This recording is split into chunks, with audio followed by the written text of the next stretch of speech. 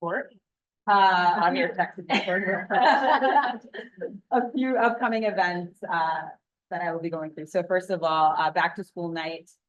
This year will be on October 10th at 7 p.m. We'll begin promptly in the auditorium. These remarks from myself and Mr. DiRienzo.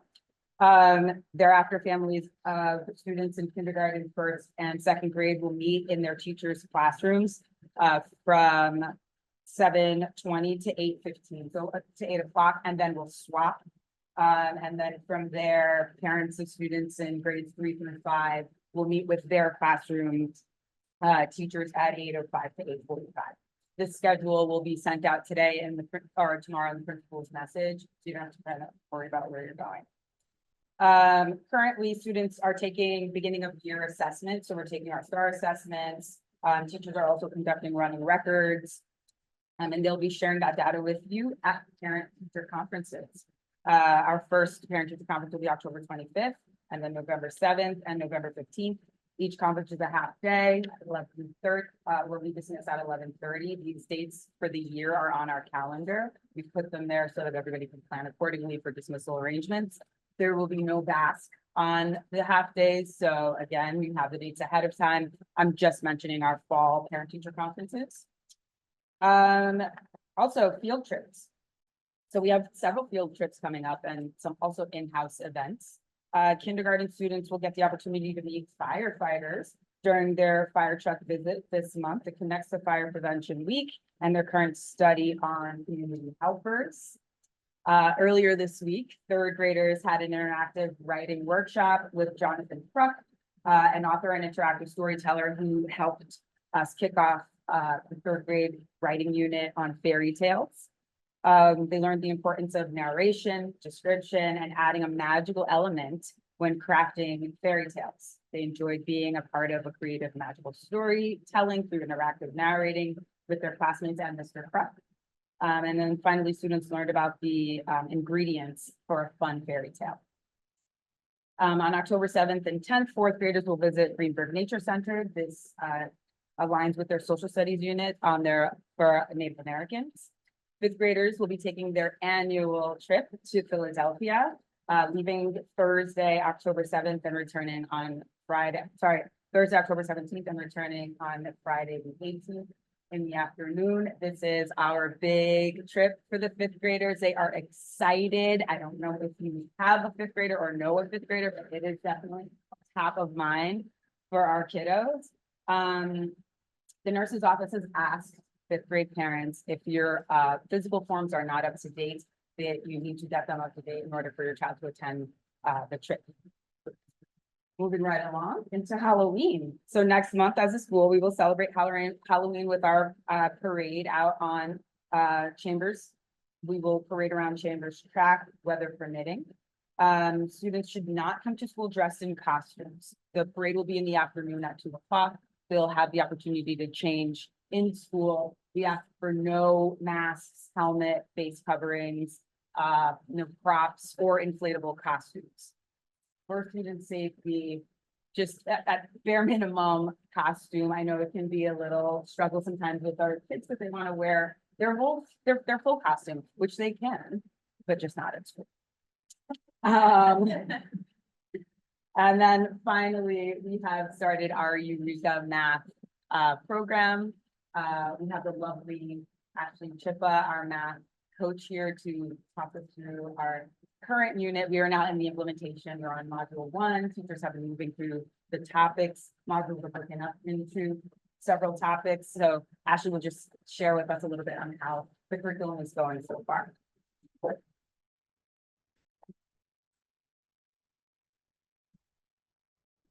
Wow, what an incredible turnout. Thank you so much for having me here today. It's great to have everyone in person and see everyone this morning. So just to talk a little bit about the highlights of why Eureka Math Squared was chosen. It's a fully aligned program, K-8, to the New York State Next Gen Math Standards, which was really an important piece for us. They include all of our lessons are spiraled, and they have a mixture of traditional learning as well as group work, partner work. You'll see students on the carpet, turning and talking, lots of mathematical discourse, very much aligned to our Bronxville promise, which we'll talk about at the end. And it's just a lot of engagement, high engagement, students with manipulative, students working together. And they're going to be coming home having different strategies in their toolbox, or so we say. And then when they use tools, some of them are physical, and we're going from concrete to abstract. There's also a very strong digital component in this program. All of our state tests are now from 3 to 8 digitally based, so it's going to help them prepare for that. I just did a brief summary of what's happening in each grade level. They're broken into 6 modules, and right now we're in module 1 for every grade level. I'm not going to read everything. I'm just going to give you a little synopsis. So in kindergarten, they're working on counting, cardinality, like organizing, making sure they can count 1 to 1 and sorting. First grade, they've been working on some data work. They're looking at how to count on, adding from 10 to get to those teen numbers. Second grade, they started with some data, and they're going to be moving into measurement and some place value understanding.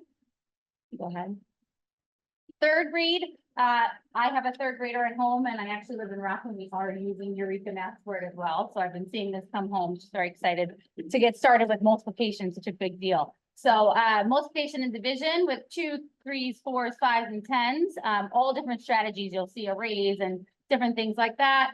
Fourth grade, they're working on place value for addition and subtraction. You will see, whenever you see standard algorithm, that's the way we learned it. Lots of students here already know how to use that, and that's okay. And if they have different strategies to get to their answer, that's okay too. We're just exposing them to everything.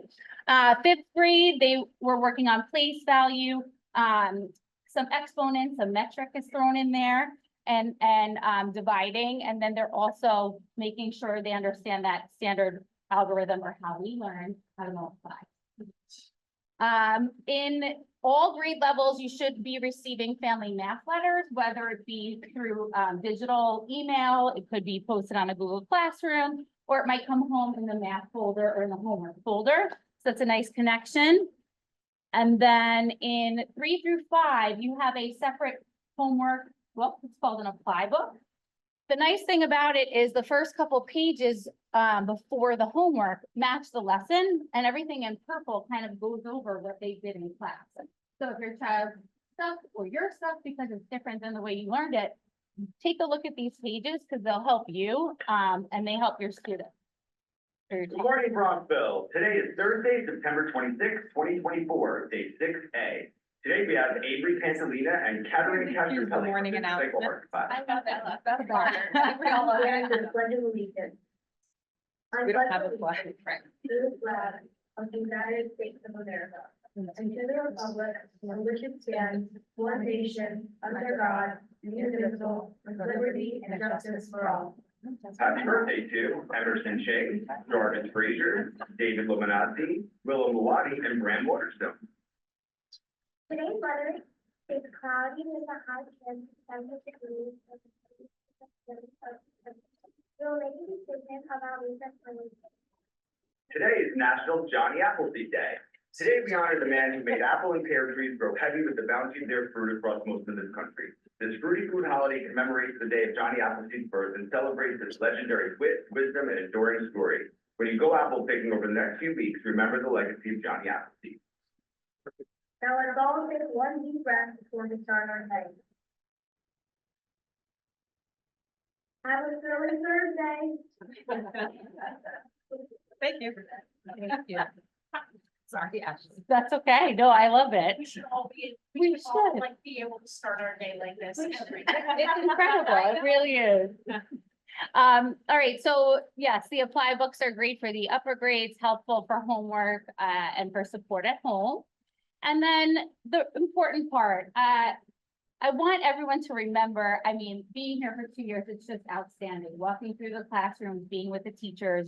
It doesn't really matter what program we're using. You have some of the best teachers, like Dr. Kelly said, in the nation. They know what they're doing. They're used to these strategies. Singapore, Greg Tang, Eureka, they all use the same format. It's just a different package, right? And we want to make sure that we are ready for New York State assessments, that we're aligned, that we're all speaking the same language, and just thinking about what a kindergartner sees and then being able to have that language all the way through is so important.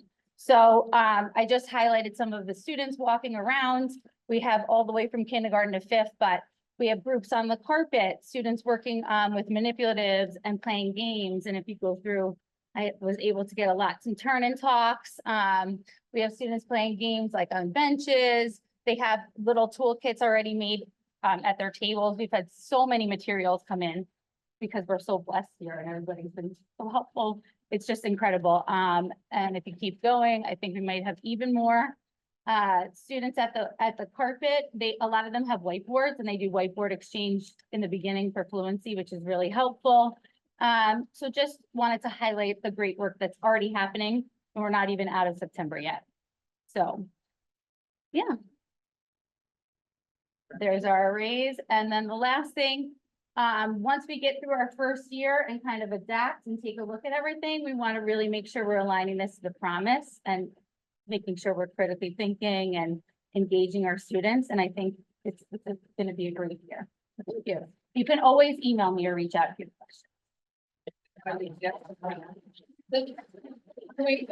don't know, does anyone have a few questions? I want to make sure we have Ashley's generously offered to take questions if anyone has follow-up today. Think it over, you can always reach out to me if not. All right, and Alana Level.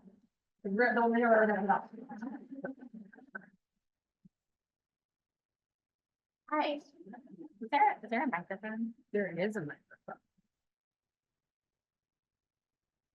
Teachers and administrators are so good at projecting, but I feel like does it sound okay? Yeah. Okay.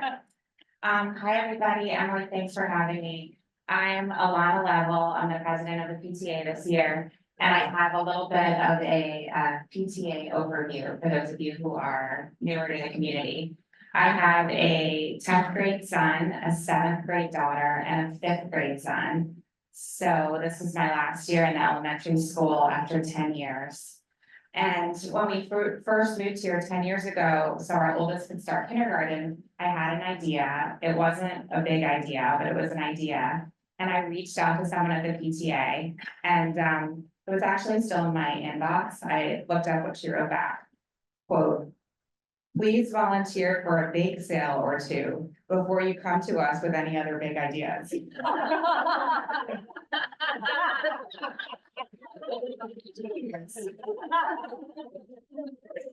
What is this organization? It's so funny. But, you know, despite that disheartening start, I started to show up for different events. I filled my name in on Sign Up Geniuses, and I started to meet really great people who I hadn't met outside of my friendship circle. And I got to connect with administrators and principals and teachers, and it just felt, I was working full time at the time, and it just felt like this really great way to engage in this community. So 10 years later, here I am. What I've learned over the years is that the PTA's superpowers are, number one, we sponsor meaningful programs within the walls of the school that are supposed to support the amazing work that's already going on here. So, you know, they're designed in collaboration with our principals and teachers. Number two, we plan creative events that we hope will bring the community together. And number three, we hope that we're helping the school and the community to just communicate with each other better. So if you have an idea, big or small, my door is always open. I will not ask you to volunteer for a bake sale first. Although if you want to do that, that's cool too. We're hard at work on exciting speakers and programs and events for the year. Some of them are Bronxville traditions, some of them are new. You'll hear more about them in coming months. And finally, I want you to know how grateful we are to every single family who hosted or co-hosted a social or just bought a ticket. That money is, first of all, they're really fun. like you show up and it doesn't feel like a PTA party, it feels like a really fun community gathering. And second of all, the money goes to such important things. As Dr. Kelly mentioned, it helped the PTA to play a huge role in financing the beautification of our front lawn. It helped the PTA to contribute to the outdoor classroom. And it supports programs that enhance your kids' experiences every day in their classrooms. So that's it. Thanks for having me, and thanks so much to all of you for your support now and moving forward.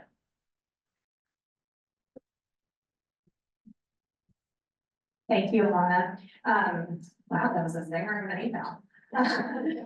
And with that, I'm introduce Wendy Fahey from the School Foundation.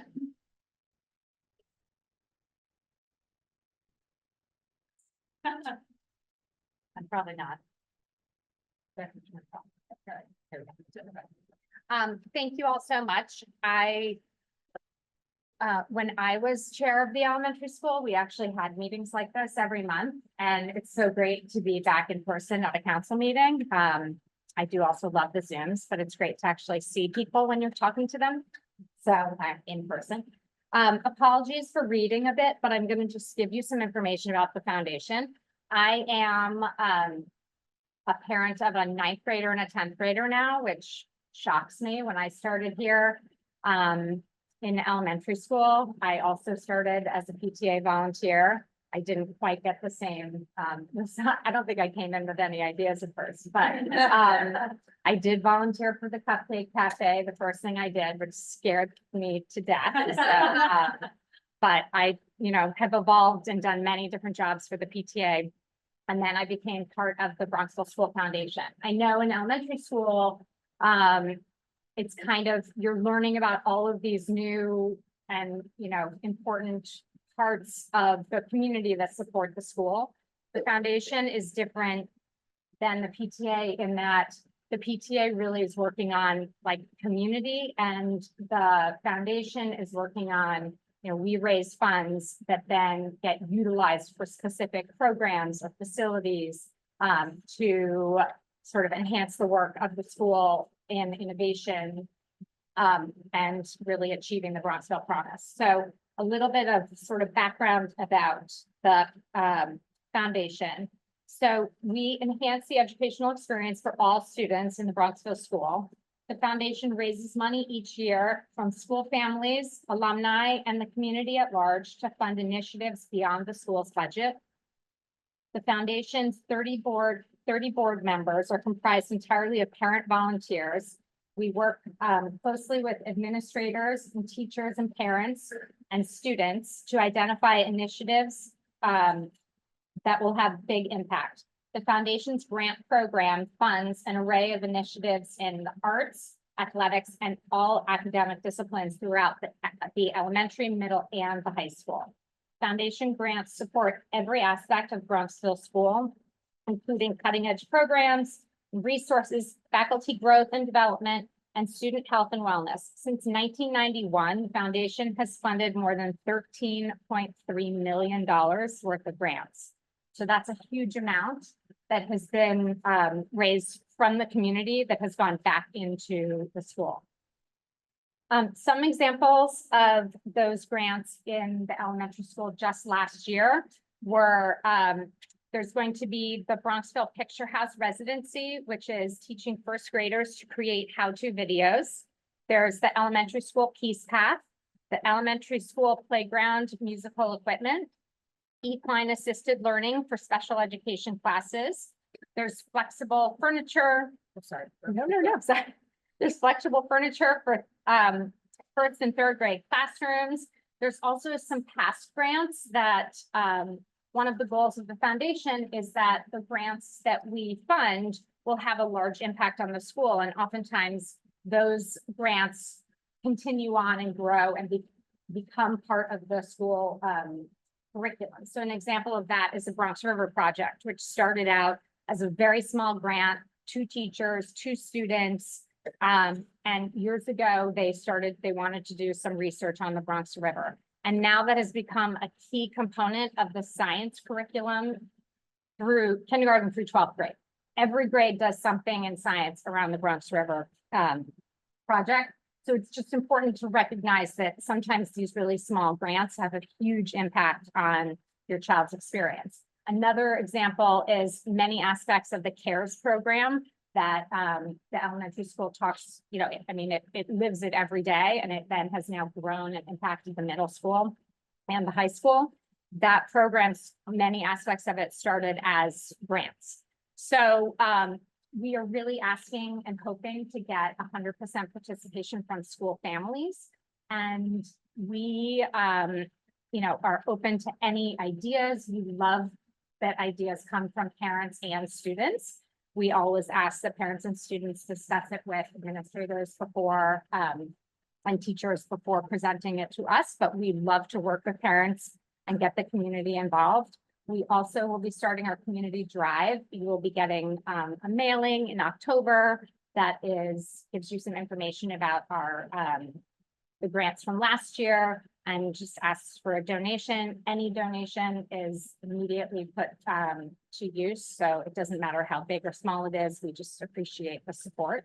And if you have any questions, please go to the foundation website, which is bronxvilleschoolfoundation.org. And then you're always welcome to email me. There's many board members in each of the different schools. So if you don't feel comfortable coming to me, there's Eddie Lennon is our Board of Ed rep, and he's an elementary school parent. We also have Emily Liggett, who is an elementary school parent. So and Catherine Williams. So please reach out to anyone if you have questions, and we really appreciate your support. And we look forward to doing great things this year. So thank you so much.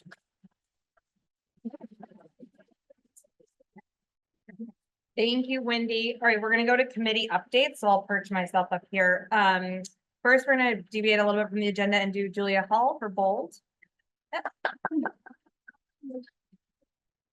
Hi, everyone. I'm really excited to be this year's elementary school Bold representative. Bold is a parent-led committee, and it is specifically for parents who have children who learn and interact differently or atypically. It falls under the umbrella of special education and includes kids with IEPs, with 504s, and it also includes the self-contained special education area of our school. So we have two different events that are coming up that I'm very excited about. The first one is a Coffee and Connect. So that is for anyone who is new to Bold, interested about learning a little bit more about it. And it's really, the entire Bold organization is K through 12. This one Coffee and Connect is for K through 5. So just explain a little bit about it. Sorry, it's on Friday, October 11th. It's 8 a.m. here. The night before, there will be flyers at back to school night. And so join Christine Dowd, and who is the director of Pupil Personnel Services, Rakia, and Derek DiRenzenzo, to talk about the roles within their roles within the K through 5 students. And it's a chance to meet the other support staff, OT, speech, and also the school psychologist who can help you navigate your journey with your child who learns atypically. My son Brody's in 2nd grade. He falls under the umbrella of special education. He has an IEP for dyslexia. So this is a new thing that we're navigating. And then the other thing is that on Thursday, October 17th, there's going to be a Zoom with Peg Dawson, and she's the author of Smart But Scattered. And she's going to speak on executive functioning, which is something I could personally learn a lot about. And that's for K through 12. And that's going to be, actually, she doesn't have a time here, but I will get some more information about that. But please come to the Coffee and Connect. It's a really great opportunity to learn about the program that we have here that is so amazing. It's so progressive, and it's really interesting to meet other parents who share the same interests and struggles as you have. So hopefully you come. Thank you, Julia.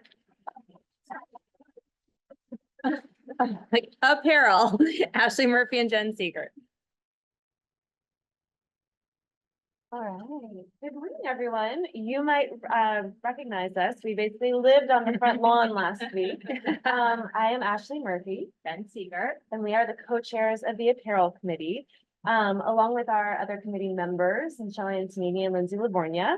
We are in charge of sourcing and purchasing and designing and selling clothing and accessories that we then sell at two major sales during the year. We sell in the spring leading up to Memorial Day, and then we sell also in the fall leading up to homecoming. Just a quick update on our September sale. It was record breaking. We surpassed our goal, and we were almost 30% over last year. So really excited about those numbers. That's thanks to all of you for turning out. We love to see the kids and even the adults and some people in the audience now wearing our stuff. So thank you so much.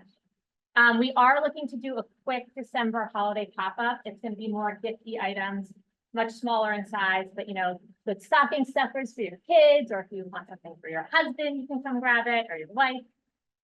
So more information to come, but probably the first week of December.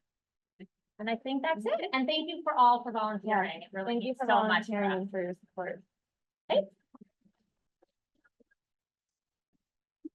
Thank you, Jen and Ashley. I know that was such a labor last week and it was so fun and it's so loved. My mother-in-law was in town and I was at work on Wednesday and I sent her and she was like, I don't know what that was. She's like, tax is calmer than that. She was so impressed.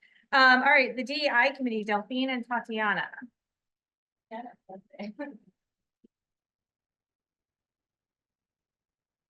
Hi. All right. I hope I'm gonna be loud enough, not used to that as well. I'm just gonna read out the paper. Our mission is to encourage an environment of belonging amongst the school community where all individuals, regardless of race, gender, religious belief, sexual orientation, ethnicity, nationality, socioeconomic status, language, disability, or age, feel respected and empowered. The DEI committee hosts events throughout the year that bring our community together to share, inspire, learn, and celebrate each other. Learn from each other. Lot of events during the year. The first one's gonna be very soon. We have to confirm a few things, but it's the Hispanic Heritage Month. So we're gonna do something. I would say around, like the date we are looking at is October 16th. Then we're gonna celebrate Diwali. We're gonna try, definitely we're gonna have our international fair in April 25th. In between as well, the Lunar New Year. And we're gonna end the school year with the color run, which is very fun and colorful in June. And with the elementary school, especially, we tried that last year and it was a very, very successful. It would be to draw and write some messages and some nice drawing with the chalks in front of the elementary, showing love, kindness, all these values that can bring people together and to understand each other and to be careful and kind to each other, just to encourage the sense of belongings to the Bronxville school. So we welcome anyone with ideas. Anyone, now you don't need to be in the committee to come and say, well, I wish we could do that or this. Every event as well welcome people out of the committee to come and help. And we look for volunteers, but it's really beyond that. It's just like hearing a voice. We're listening. We're here to support any people with feelings or whatever, they feel they need to be here. So, you can reach out to the committee. I encourage you to go on the PTA website because the ladies who did the website did a fantastic job. And there's a section of DEI is very colorful. So, and we're gonna have our contact. So if you need to contact us, please do. Thank you.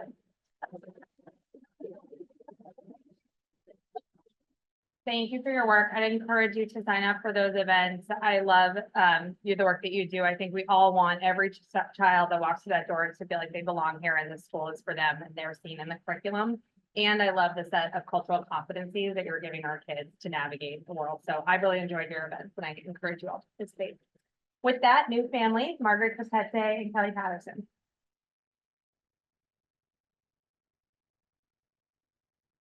Sunny, Margaret Cosette, are going to have Kelly and I. I have an 8th grade daughter, 6th grade son, and a 2nd grade son. I feel like all his friends are like, right?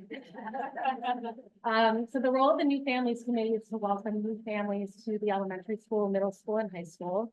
And that's anyone for the elementary school and through to the 5th grade. It's a really fun committee. We want to welcome people to our community to make them feel comfortable. The first thing that we do is an orientation. So we had an orientation on August 28th, and I see some new families that can do that. Which is a really great way for people to come into the school because the kids can be nervous as well as the parents. So we bring them in here, the room is packed. We had about 25 new families and kids here, which is a great turnout. I think it's one of the biggest that we've ever had. And the agenda just included some overviews from basically every speaker that you've heard from today. And then we do tours. So we had 36 graders giving tours, which is really cute. They love to show the gyms, there's more than stuff that we should talk people about. But they walk the families around the school. I think it just helps people to feel more comfortable. The second thing we do is match people up with buddy families. I have a lot of buddy family friends in this room, and I think that's something that really helps at the beginning of school, but then as they kind of navigate the first couple of months, it's really helpful with questions like, how do I sign up for lunch? Do I really need to be on my computer at 7:59 to sign up for BAS? Yes. All the things that you just don't know. And I think actually that ends up being a really healthy relationship for the parents because they might not know to ask all the kind of silly questions. So that relationship we hope continues over time. And then in October, we're having a welcome event at the Field Club on October 9th for administrators, new families from all three schools, as well as buddy families, just to bring people together. And Jen and Ashley helped us to source some Bronxville swag for people. So we didn't get enough last week, they're gonna get some more. But it's really just a great way to keep people connected and help them feel welcome. So if anybody's interested in helping next year, we need more buddies and support, we welcome them.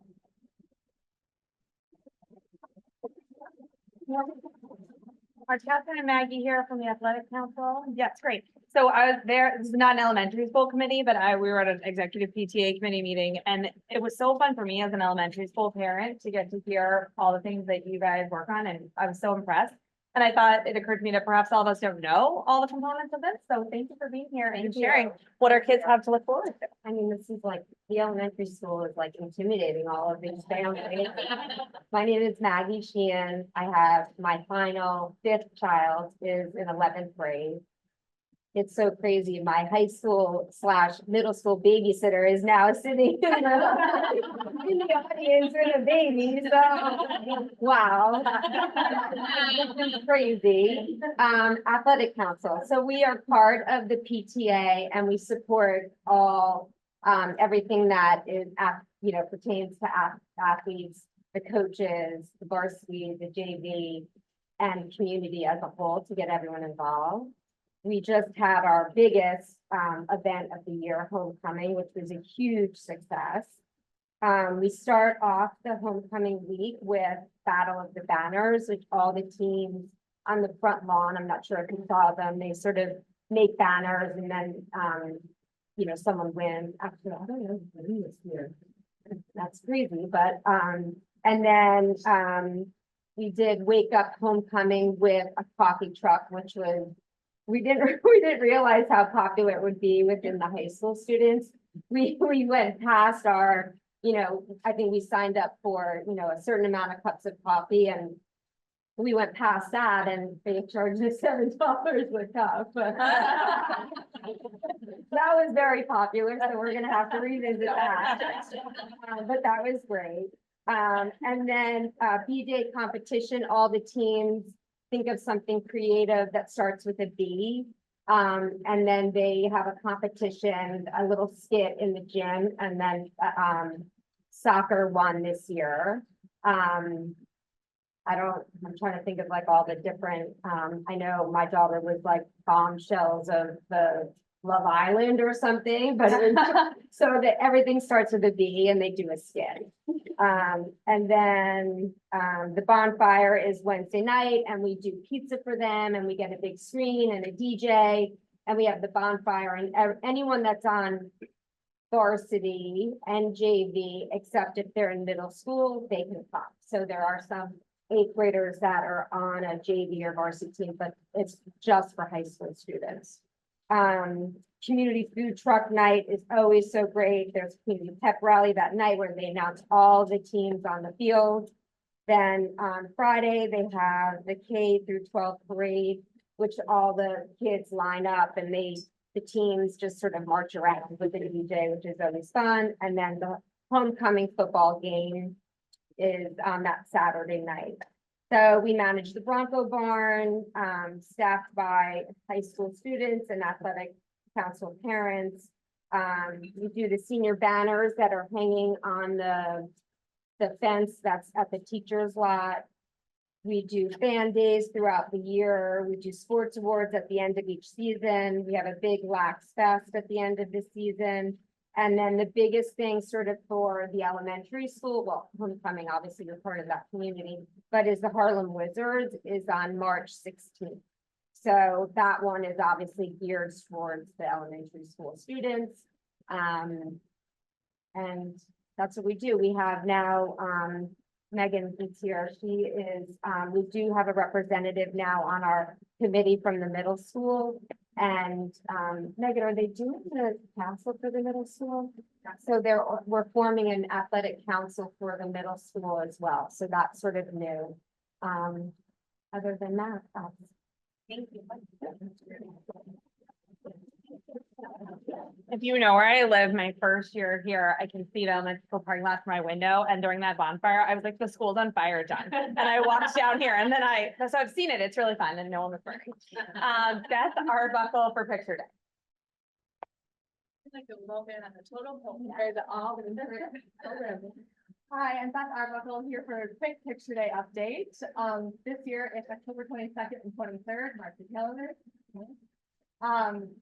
You'll receive your child's time slot in the coming weeks. Don't worry if it's after lunch or recess or whatever. Well, the baby wipes and clothes, they're always perfect. It's their time to go up for their photos.